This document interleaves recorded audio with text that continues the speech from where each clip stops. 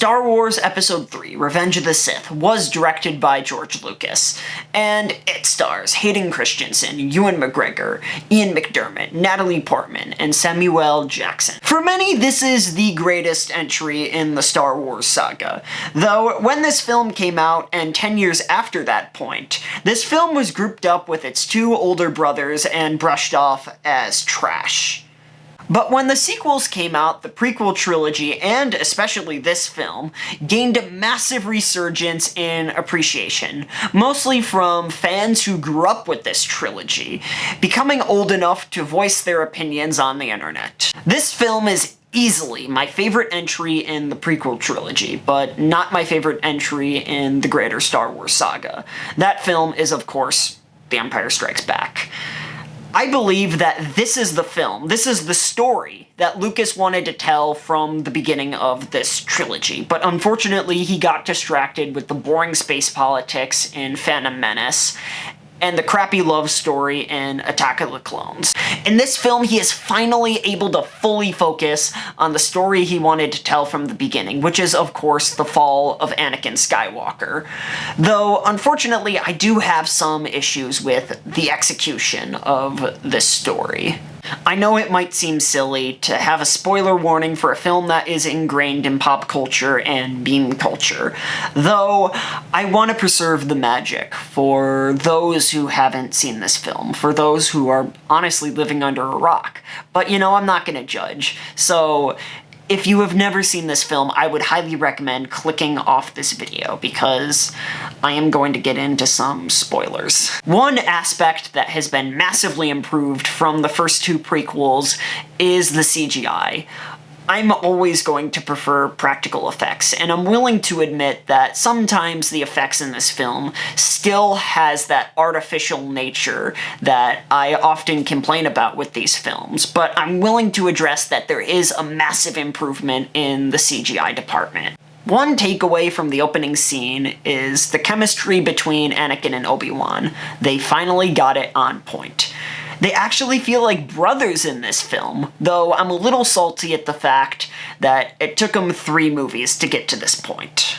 This might get me assassinated. The one downgrade in this film from now what is Legends material is General Grievous. I thought he was much cooler in the 2003 micro-series, though one cool thing about his character in this film is that his cough is actually from Mace Windu crushing his vocal cords.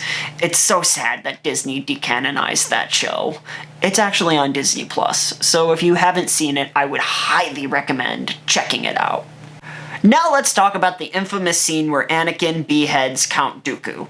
I really like this scene. Of course we have the meme of Palpatine telling Anakin to do it, though Count Dooku's facial expression in this scene. It's a really quick moment, but his face speaks 1,000 words. There is one scene that kinda reminds me of Attack of the Clones and its crappy romantic dialogue. It's only because I'm so in love. No. No, it's because I'm so in love with you. So love has blinded you? This one scene really just grinds this film to a halt. Even though this is my favorite entry in the prequel trilogy, it's not completely immune to some of the issues of the greater trilogy. Probably the best performance in this film is Ian McDiarmid as Palpatine. This is far from a subtle performance, though it is very clear that he is very passionate about this character, and has a blast playing this part. The Darth Plagueis scene is of course ingrained into meme culture, though I believe that this is actually a really great scene. There is just so much lore that is introduced in this one scene that I am utterly fascinated to dive into. I cannot wait to pick up the Darth Plagueis book. I am able to buy the motivation and reasons for why Anakin turned against the Jedi, but I feel the execution was just very rushed. This film makes it clear that Anakin is extremely fearful in Padme dying due to childbirth, due to visions that he has had that reminded him of the visions that he had of his mother. The Jedi, of course, tell him to bury these emotions deep inside, though Palpatine is able to get under his skin by emotionally manipulating him, by telling him that through the dark side that he can save his wife from dying. I'm able to buy all of this, but what I don't buy is that within 10 minutes of this film's runtime, Anakin goes from lecturing Mace Windu to not kill Palpatine because it's not the Jedi way, to later on Anakin going and slaughtering children. This causes me to not fully buy Anakin's transformation to Darth Vader. This is honestly more of a problem with the trilogy as a whole. I think that Anakin's transformation to the dark side should have started as early as Episode 1. You might say that that's virtually impossible because he was 9 years old in that movie, but I believe that he shouldn't have been 9 years old in that movie.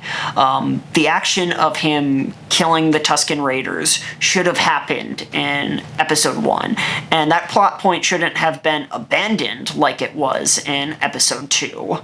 I don't want to go too far into this rabbit hole of rewriting the prequels, but I've thought about doing a series where I rewrite the prequel trilogy, so if you would like to see that, comment below.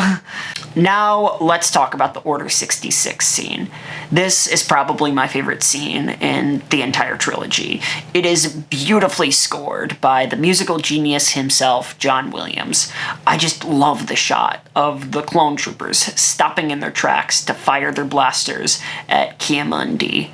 I probably butchered his name. I also love how the audience is able to see the bigger picture of this scene, see the devastation throughout the entire galaxy. I love the shot of Yoda physically feeling a disturbance in the Force, grabbing his chest and decapitating the two clone troopers behind him.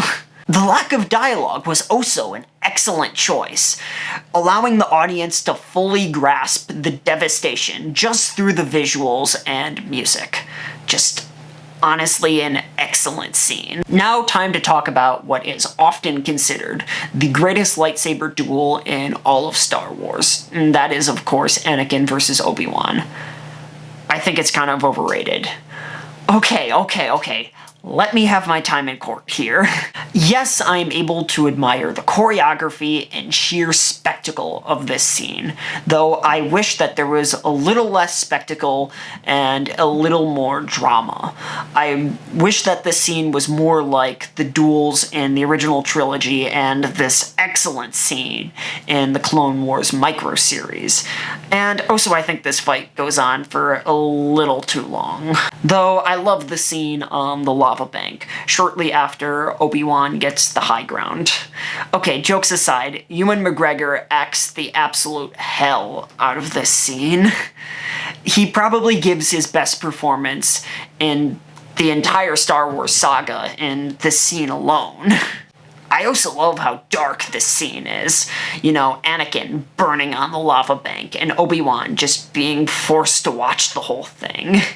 This is, of course, the first Star Wars movie to receive a PG-13 rating, and it shows. I love how Lucas and the makeup department didn't hold themselves back, especially with this scene. Padme ends up dying of a broken heart, and I know I'm not the first one to say this, but that is incredibly stupid. Though I love the idea of Anakin being so fearful of losing Padme, but it's ultimately his own actions that causes her demise. Though it is really cool to finally see Vader in the suit, though this moment is kind of diminished, with Vader, like a typical Saturday morning cartoon villain, shouting, "No!"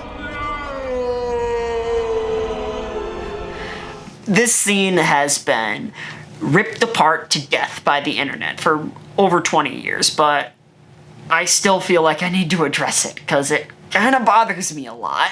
Although I really dig the last few shots of this film and how they perfectly bleed into the original trilogy. We have Palpatine, Vader, and a small cameo from Tarkin looking over the construction of the first Death Star.